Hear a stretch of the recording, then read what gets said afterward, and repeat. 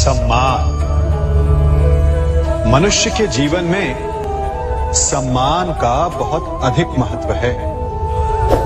वो उसे अपने हृदय, अपने मन से जोड़कर रखता है। कदाचित इसीलिए हम शत्रु के सम्मान पर चोट पहुंचाते हैं ताकि उसे पीड़ा पहुंचाई जा सके। परंतु ऐसा करने से सावधान रहे मित्रों। शरीर पर लगी चोट मनुष्य भुला सकता है, परंतु उसके सम्मान को लगी चोट उसे जीवन भर पीड़ा देती है। और स्त्री के मान सम्मान पर लगी चोट उसे उस सीमा तक ले जाती है जहां उसे केवल प्रतिशोध दिखाई देता है। यदि अपने शत्रुओं को जीतना है तो प्रेम से जीतिए, अपने कर्मों से जीतिए। उन्हें अनुभव करवाइए कि उनसे भूल हुई है। किसी के सम्मान को ऐसी चोट ना पहुंचाइए कि वो आपका नाश करने पर उतर आए। स्मरण रखिए, किसी का अपमान करके आपके हृदय को कदाचित थोड़ा संतोष आ जाए, परंतु उस अपमान से आप कई हृदयों को आघात पहुंचाते हैं और अपने लिए एक शत्रु और बढ़ा लेते हैं।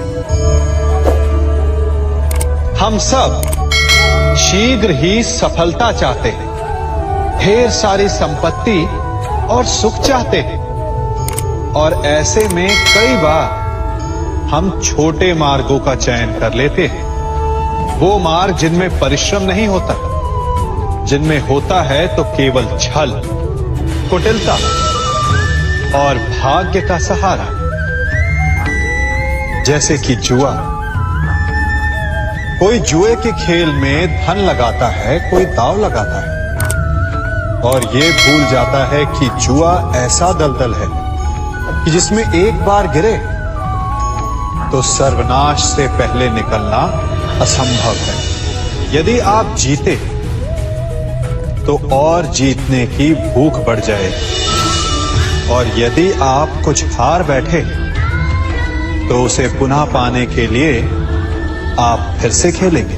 मनुष्य को ये आभास ही नहीं होता कि अपनी संपत्ति के साथ साथ वो अपनी मानवता, अपने संस्कार, अपना धर्म और अपना उत्तरदायित्व सभी जुए की भेंट चढ़ा देता है। इसलिए कुछ पाना है तो परिश्रम से पाओ।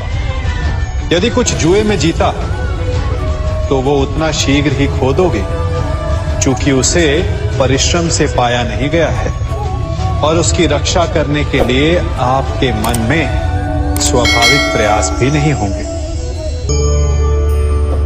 क्षमा बढ़न को चाहिए, छुट्टन को उत्पाद। क्षमा इस संसार में शांति का, सुख का मूल आधार है।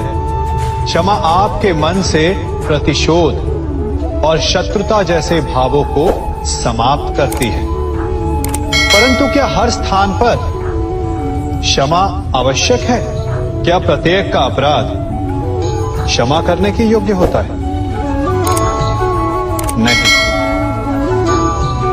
कभी कभी उसे क्षमा करके हम उस व्यक्ति को और बड़ा अपराध करने की प्रेरणा देते हैं,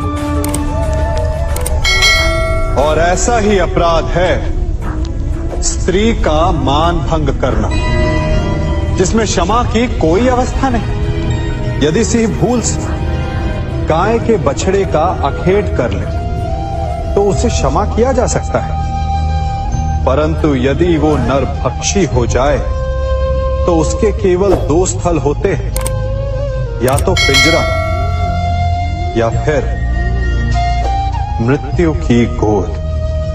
कुछ परिस्थितियों में क्षमा के स्थान पर दंड देना आवश्यक होता है, क्योंकि ये दंड का भय ही है जो लोगों को वो अपराध करने से रोकता है। संसार में सबसे बड़ा क्या है? अभिमान और बाहुबल, या विश्वास और आस्था? निश्चित रूप से बाहुबल के महत्व को नकारा नहीं जा सकता। मनुष्य अपने बाहुबल से पर्वत को मैदान बना सकता है, सागर सुखा सकता है, मरुस्थल में नदियां बहा सकता है, परंतु बाहुबल को सहारा होता है विश्वास का। यदि मन में विश्वास ना हो तो बाहुबल किसी काम का नहीं। वो कौन सा बल कि मोर आकाश की ओर ताकते हैं? वो विश्वास ही तो है जिसके कारण वर्षा होती है और दोनों की प्यास बुझती है। परंतु जब पाप के बाहुबल का सामना धर्म के विश्वास से होता है तो बाहुबल हार जाता है और जीतता है विश्वास। विजय होती है आस्था की। यदि आप सत्य के मार्ग पर चल रहे हैं और आप अपने इष्ट में आस्था रखते हैं तो किसी भी पापी का बल आपका कुछ नहीं बिगाड़ सकता। कभी सोचा है हमारा जीवन भी उस रेत की घड़ी की भांति है? जो रेत नीचे गिर चुकी है वो हमारा अतीत है, जो अब भी ऊपर है वो हमारा आने वाला भविष्य है, और वर्तमान ये संकुचित स्थल है जहां से धीरे धीरे करके रेत गिर रही है। अर्थात हमारे पास जीने के लिए यही एक क्षण है। उसका उपयोग कैसे करना है ये हम पर निर्भर करता है। जो बीत गया उसका दुख मनाना है या जो भविष्य में होने वाला है उसकी प्रतीक्षा में क्रोध करना है। सब कुछ करने के लिए यही एक क्षण है। प्रसन्न रहना है तो उसके लिए भी यही एक पल है। प्रतीक्षा करते रहोगे तो ये पल भी भूतकाल में बदल जाएगा। इसलिए आनंद के लिए, परोपकार के लिए प्रतीक्षा ना कीजिए। आपके पास जो पल है उनका भरपूर सदुपयोग कीजिए, क्योंकि इस घड़ी को पलटकर आप फिर से समय अवश्य गिन सकते हैं, परंतु अपना बीता हुआ समय आप वापस नहीं लौटा पाएंगे।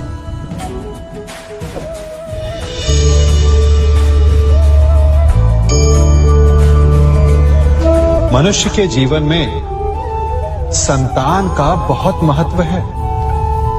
उस संतान के लिए वो कितने कष्ट सहता है, उसे पालता है, पोसता है, और यदि यही संतान संताप का कारण बन जाए तो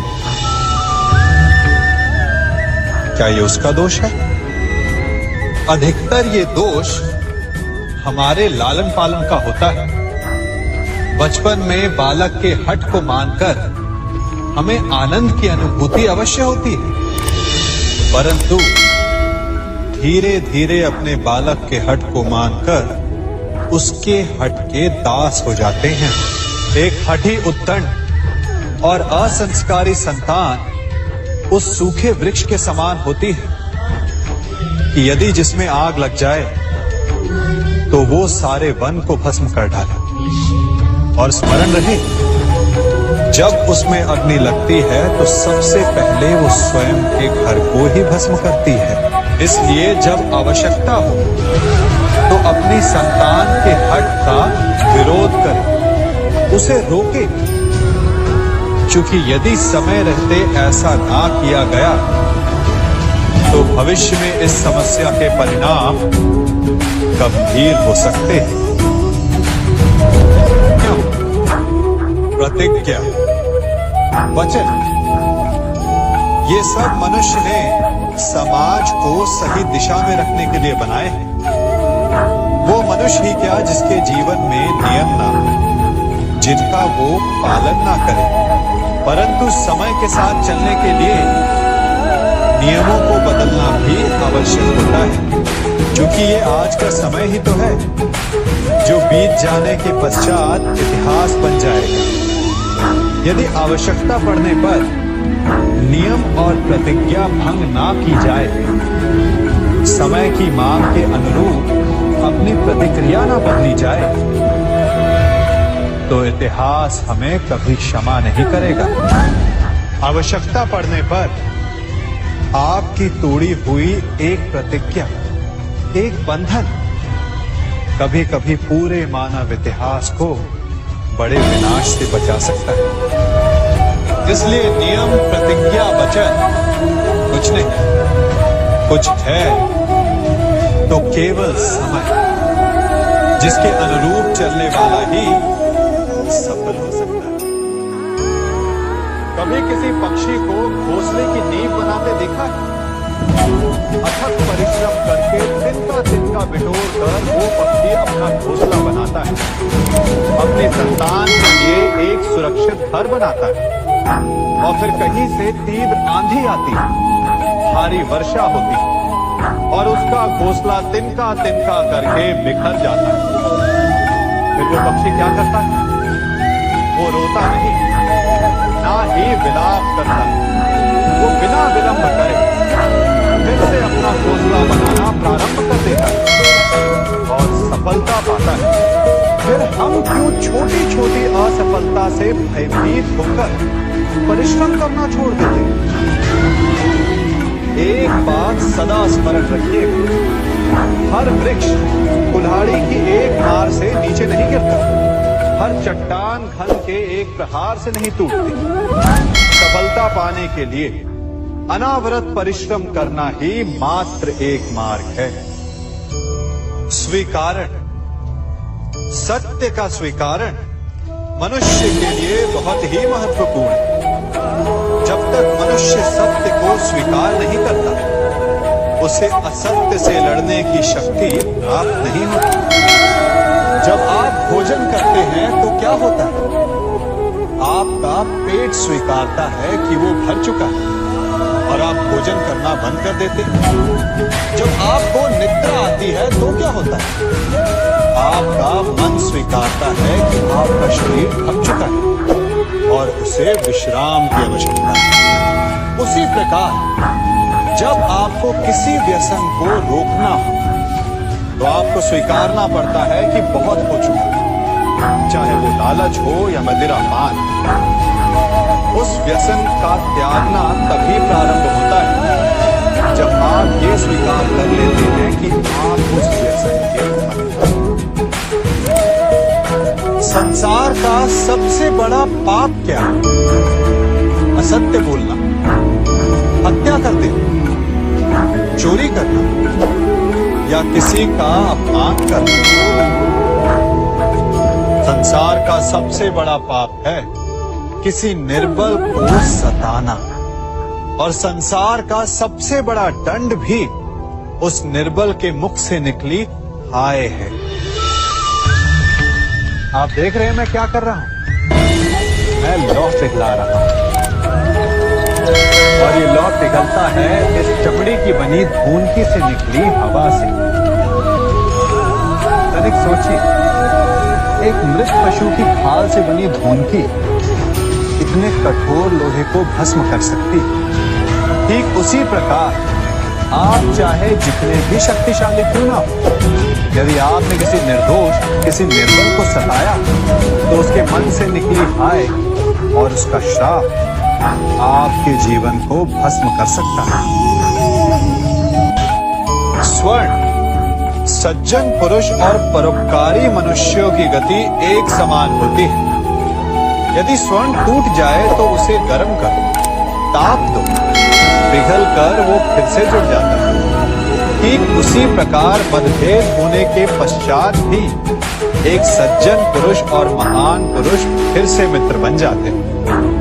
परंतु दुर्जन दुष्ट माटी से बने लोग उस पके हुए मटके के समान होते हैं कि जिनमें यदि एक बार दरार आ जाए तो वो स्वयं ही स्वयं का सर्वनाश कर लेते हैं। इसलिए मित्रता केवल सज्जनों से ही करें ताकि मतभेद ना हो। दुष्टों का समूह अपने अपना नाश स्वयं ही कर लेता है। यदि कोयले की खान में जाओ तो चाहे जितनी भी सावधानी बरतो, अपने वस्त्रों पर कालिख लग ही जाती है। इसलिए दुष्ट मित्रों से सावधान। सज्जन शत्रु प्रत्येक परिस्थिति में श्रेष्ठ है। प्रत्येक मनुष्य सफलता पाने के लिए कार्य करता है। कुछ सफल होते हैं, कुछ नहीं होते, और जो सफल नहीं होते वो सदा अपनी असफलता का कारण या तो अपनी परिस्थितियों को बताते हैं या अपने सहयोगियों को दोषी ठहराते हैं। परंतु क्या वास्तविकता में ऐसा ही होता है? क्या कोई परिस्थिति या कोई व्यक्ति किसी की असफलता का कारण बन सकते हैं? उत्तर हाँ भी है और ना भी। कैसे? आप इस तितली को देख रहे हैं? आपने एक मक्खी को भी देखा हो। प्रकृति ने दोनों को समान गुण दिए हैं रसपान करने का। एक तितली फूलों पर जाकर उसका रस लेती और इस अवस्था में नए फूल खिलने की व्यवस्था भी करती है। और मक्खी घाव पर बैठती है, घाव को सड़ाती है और रोग भी फैलाती है। यदि इसमें किसी बात का अंतर है तो केवल सोच का। यदि आप उचित मार्ग चुनेंगे तो आपको सफलता मिलेगी, आप में उत्साह बढ़ेगा। और यदि आप अनुचित मार्ग चुनेंगे तो आपको असफलता मिलेगी, निराशा मिलेगी।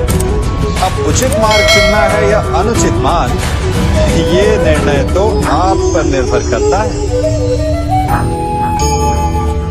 मनुष्य सदा भला बुरा, खरा खोटा, सत्य असत्य की बातें करता है। सत्य को अच्छा मानता है और असत्य को बुरा। परंतु क्या आपने कभी ये सोचा कि प्रत्येक वस्तु, प्रत्येक भाव का एक महत्व होता है? दोनों ही एक दूसरे के पूरक होते हैं। यदि काला रंग नहीं होगा तो क्या श्वेत रंग की आभा का अनुभव होगा?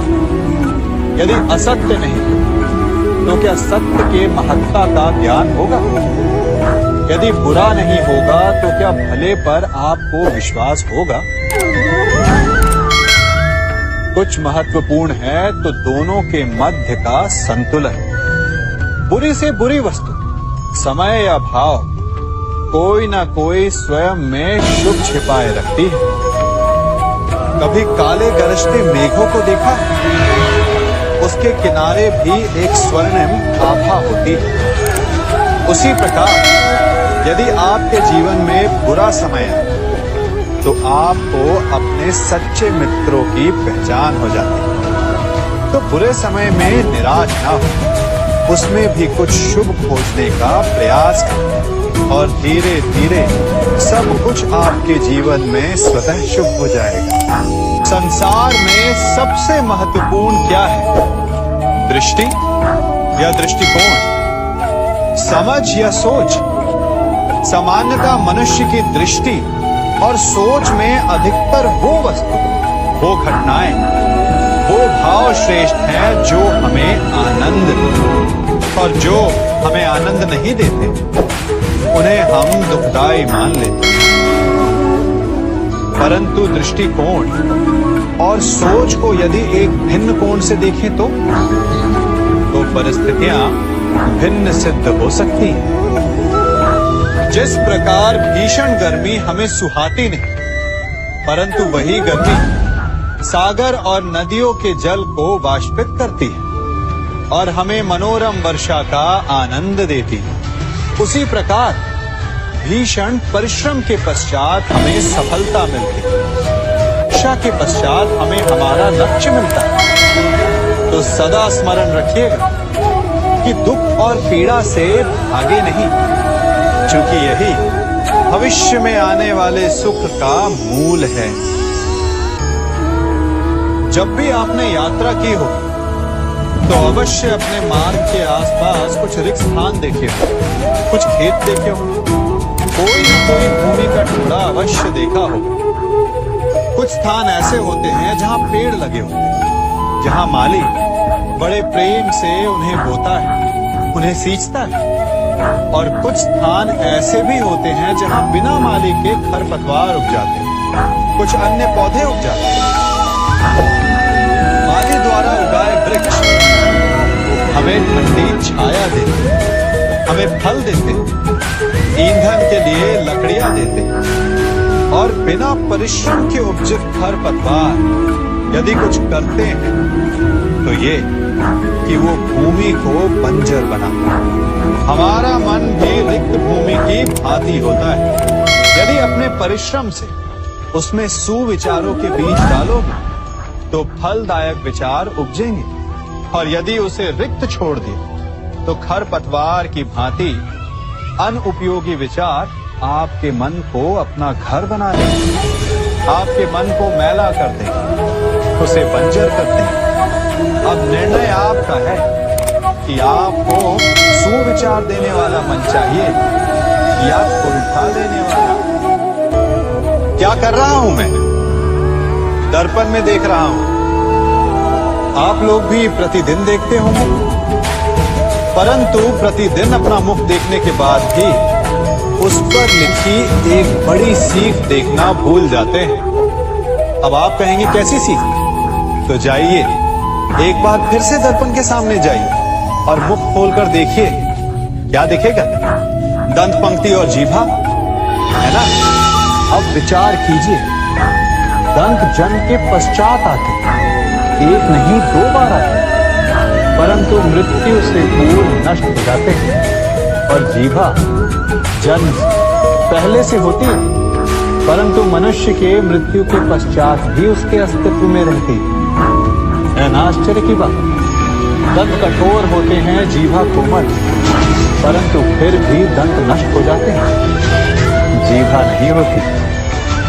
यही रहस्य है कि हठी और कठोर लोग शीघ्र नष्ट होते हैं, और कोमल लचीले आवश्यकता के अनुसार स्वयं में परिवर्तन ला सकने में सक्षम लोगों का ही अस्तित्व रहता है। अर्थात परिस्थितियों के अनुसार स्वयं को लचीला बनाना सीखिए और आपका जीवन सरल हो जाएगा। संबंध एक सहारा होता है जीवन का, और संबंधी वो होते हैं जिनसे आवश्यकता पड़ने पर सहायता मांगी जा सके, जिन पर विश्वास किया जा सके कि बुरे समय में वो हमारे काम आएंगे। कभी ऐसा भी हुआ होगा कि आपके पास कोई सहायता मांगने आया, या ऐसा भी हो सकता है कि आप किसी के पास सहायता मांगने गए, परंतु प्रश्न ये उठता है कि क्या केवल किसी के मंतव्य में उसकी सहायता इसीलिए कर देनी चाहिए क्योंकि वो आपका संबंधी है? अब आप कहेंगे कि ये कैसा प्रश्न हो? तनिक सोचिए, एक अस्त्र बनाने वाला जब अस्त्र बनाता है तो ये अस्त्र किसको देना है उसका अधिकार उसी के पास होता है। वो चाहे तो ये अस्त्र किसी को भी दे सकता है, वो एक सैनिक को भी दे सकता है या एक डाकू को भी, और यही अस्त्र दो भिन्न कार्य कर सकती है। यदि डाकू के हाथों में आ गई तो उसका भय दिखाकर वो लोगों को लूटेगा, निरपराधों का रक्त बहाएगा। सहायता करने वाले की भी अवस्था ऐसी ही होती है। इसलिए किसी की सहायता करने से पूर्व ये विचार कर लेना आवश्यक है कि किसे क्या, कब और कितनी सहायता देनी चाहिए कि उसका दुरुपयोग ना हो। यदि आपकी सहायता से कोई अधर्म हुआ तो उसके उत्तरदायी आप ही होंगे। जीवन में कई बार ऐसे अवसर आते हैं कि आप लोगों से मिलने जाते हैं और उनसे कुछ आकांक्षाएं भी रखते हैं, और कई बार जीवन में ऐसे अवसर भी आते हैं कि लोग आपसे मिलने आते हैं। इसलिए अतिथियों का सम्मान करने से पूर्व सदा कुछ बातों को स्मरण रखना आवश्यक होता है। यदि कोई आपके पास मिलने आता है तो उसके 3 कारण हो सकते हैं। पहला कारण होता है हाँ, दूसरा अभाव और तीसरा प्रभाव।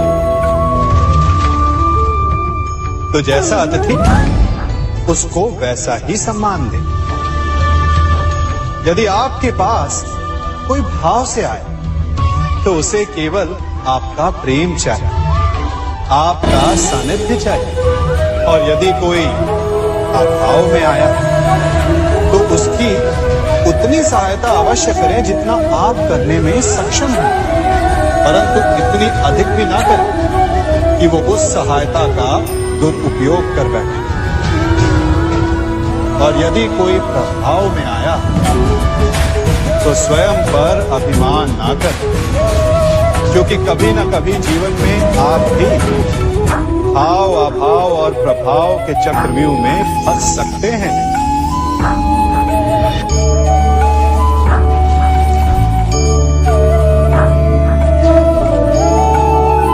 यदि जल को मुट्ठी में कसकर बांधें तो जल कैसे अपना मार्ग बनाकर निकल जाता है?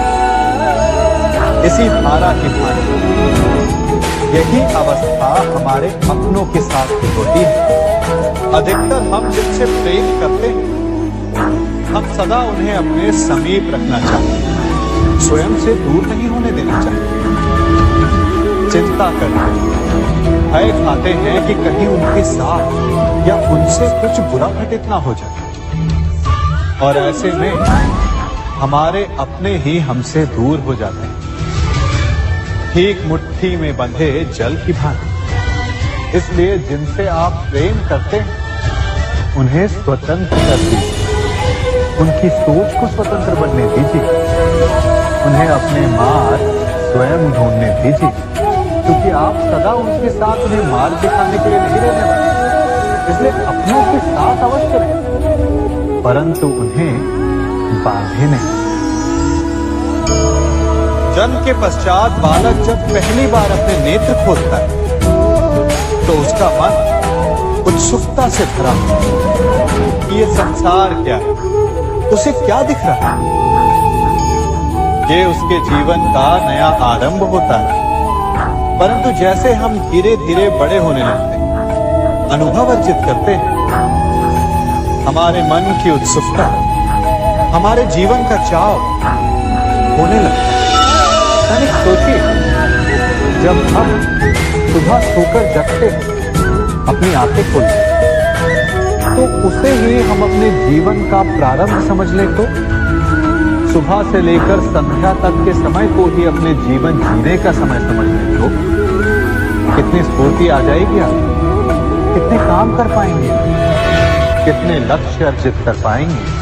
पलों से मिलकर घड़ी बने, घड़ी से मिलकर प्रहर, प्रहर से मिलकर दिन बनते हैं और दिनों से माह और वर्ष। यदि आप अपना हर पल, हर प्रहर विश्वास से, हर दिन उत्साह से जिए तो आपका संपूर्ण जीवन सार्थक हो सकता है। मनुष्य अपना जीवन विश्वास पर जीता है, परंतु विश्वास किसका? तनिक सोचिए, किस पर विश्वास है आपको? महापुरुषों की कही बातों पर, ग्रंथों में लिखे ज्ञान पर, माता पिता की सीख पर, या मित्रों के दिए गए निर्देशों पर, या फिर मेरी कही बातों पर? ये सब विश्वास अपूर्ण है जब तक आपको स्वयं पर विश्वास ना हो। यदि विश्वास करना है तो पहले अविश्वास करने के विज्ञान को भी सीखना चाहिए। आप किसी की बातों पर विश्वास न करें, आप अपने मन से पूछिए, अपनी अंतरात्मा से प्रश्न करें, और जो उत्तर मिलेगा वही सबसे उचित होगा। जब आप अपने मन, अपनी अंतरात्मा पर विश्वास करना सीख जाएंगे तो नीति, ज्ञान सब आपके भीतर से स्वतः उमड़ेगा। और यदि आप स्वयं पर ही विश्वास ना कर पाए तो धर्म ग्रंथों में लिखे श्लोक, महापुरुषों की वाणी, माता पिता की सीख या मित्रों का निर्देश कोई भी लाभ नहीं दे पाए। एक पिता होने के नाते आप अपनी संतान के लिए क्या करते हैं? उसके लिए बहुत सारी सुविधाएं जुटाते, बहुत सारा धन कमाते हैं ना? और क्या आपको ऐसा लगता है कि यही उचित है आपकी संतान के लिए? इस पंछी को देख रहे हैं, ये भी संतान को जन्म देता है, उन्हें पालता है, पोसता है, उड़ना सिखाता है और भोजन का प्रबंध भी करना सिखाता है। परंतु उनके बड़े हो जाने के बाद उनके लिए अलग से घोंसला नहीं बनाता। क्यों? क्योंकि यदि इसने संतान को सब कुछ करके दे दिया तो संतान क्या करेगी? वो अपनी संतान को तब तक भोजन कराता है जब तक उसकी संतान स्वयं भोजन का प्रबंध करने में सक्षम नहीं हो जाती। और उसका लाभ ये मिलता है कि उसी की भांति उसकी संतान आत्मनिर्भर बनती है।